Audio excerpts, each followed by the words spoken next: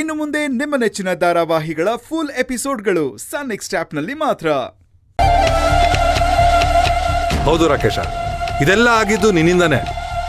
ಅವರು ದೇವಸ್ಥಾನದಲ್ಲಿ ಆ ಖಡ್ಗಾನ ಇಟ್ಕೊಂಡು ದೊಡ್ಡ ಸೀನನ್ನೇ ಕ್ರಿಯೇಟ್ ಮಾಡ್ಬಿಟ್ರು. ಸೀತಾ ಸ್ವಯಂವರದಲ್ಲಿ ಆ ಶ್ರೀರಾಮಚಂದ್ರ ಬಾಣ ಮುರಿದಾಗೆ ಆ ಕರ್ಣ ಬಂದ್ಬಿಟ್ಟು ಸಲೀಸಾಗೆ ಆ ಖಡ್ಗಾನ ಎತ್ಬಿಟ್ಟ. ನೀನು ರಾವಣನ್ ತರ ಮಂಕಾಗ್ ನಿಂತ್ಬಿಟ್ಟೆ. ಅಲ್ಲ, ಈಗಿನ ಕಾಲದ ಹುಡುಗರು ಜಿಮ್ಮು ಗಿಮ್ಮು ಅಂತ ಬಾಡಿ ಬೆಳ್ಸ್ಕೊಂಡಿರ್ತಾರೆ. ನೀನ್ ನೋಡಿದ್ರೆ ಕುಡ್ಕೊಂಡು ತಿನ್ಕೊಂಡು ಓಡಾಡ್ತಾ ಇದೀಯ. ಅಲ್ಲಯ್ಯ, ಆಫ್ಟರ್ ಆಲ್ ಒಂದ್ ಖಡ್ಗಾನ ಎತ್ತಕ್ಕಾಗ್ಲಿಲ್ವಾ ನಿನ್ ಕೈಯಲ್ಲಿ? ಇಲ್ಲ ಮಾವ, ಇದರಲ್ಲಿ ಏನೋ ಬೇರೆ ವಿಚಾರನೇ ಇದೆ. ಯಾಕಂದ್ರೆ ಆ ಪೂಜಾರಿ ಖಡ್ಗಕ್ಕೆ ಕೈ ಇಟ್ಟಾಗ ಅಲ್ಲಾಡ್ಲೇ ಇಲ್ಲ. ನಾನು ಪ್ರಯತ್ನ ಪಟ್ಟಾಗ ಟನ್ನುಗಟ್ಲೆ ಭಾರ. ಅದೇ ಆ ಸೂರ್ಯ ಕೈ ಇಟ್ಟಾಗ ಹೂವ ತರ ಎತ್ಬಿಟ್ಟ.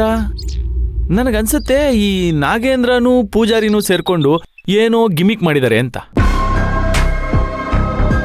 ಇಲ್ಲ ರಾಕೇಶ, ಆ ಪೂಜಾರಿ ಮುನೇಂದ್ರನ್ ಕಡೆ ಆಡು. ಇದನ್ನ ಖುದ್ದಾಗಿ ಮುನೇಂದ್ರನೇ ನನ್ಗೆ ಹೇಳಿದಾನೆ. ಅವನ್ ಯಾಕೆ ನಮ್ ವಿರುದ್ಧ ಹೋಗ್ತಾನೆ ಹೇಳು? ಇದು ಅವನ್ ಕೆಲ್ಸ ಅಲ್ಲ. ನೀವಿಲ್ಲೇ ತಪ್ಪು ತಿಳ್ಕೊಳ್ತಿರೋದು ಮಾವ. ಅವನೇನ್ ಒರಿಜಿನಲ್ ಪೂಜಾರಿನ? ಅವನು ಕಳ್ಳ ತಾನೆ. ಈ ಕಳ್ಳರು ಯಾವಾಗ ಯಾರ ಹತ್ರ ನಿಯತ್ತಾಗಿರ್ತಾರೆ ಅಂತ ಹೇಳಕ್ಕಾಗಲ್ಲ. ಡ್ಯಾಡಿ, ರಾಕೇಶ್ ಹೇಳ್ತಾ ಇರೋದ್ರಲ್ಲಿ ನಿಜ ಇದೆ. ದೇವಸ್ಥಾನದಲ್ಲಿ ಖಡ್ಗ ಸಿಕ್ತು ಅಂದಾಗ ಡೈರೆಕ್ಟ್ ಆಗಿ ಮುನೇಂದ್ರನ್ಗೆ ಇನ್ಫಾರ್ಮೇಶನ್ ಕೊಡ್ಬೋದಿತ್ತು. ಅದು ಬಿಟ್ಟು ಸೀದಾ ಹೋಗಿ ಸತ್ಯಮೂರ್ತಿ ಅವ್ರಿಗೆ ಯಾಕೆ ಹೇಳ್ದ?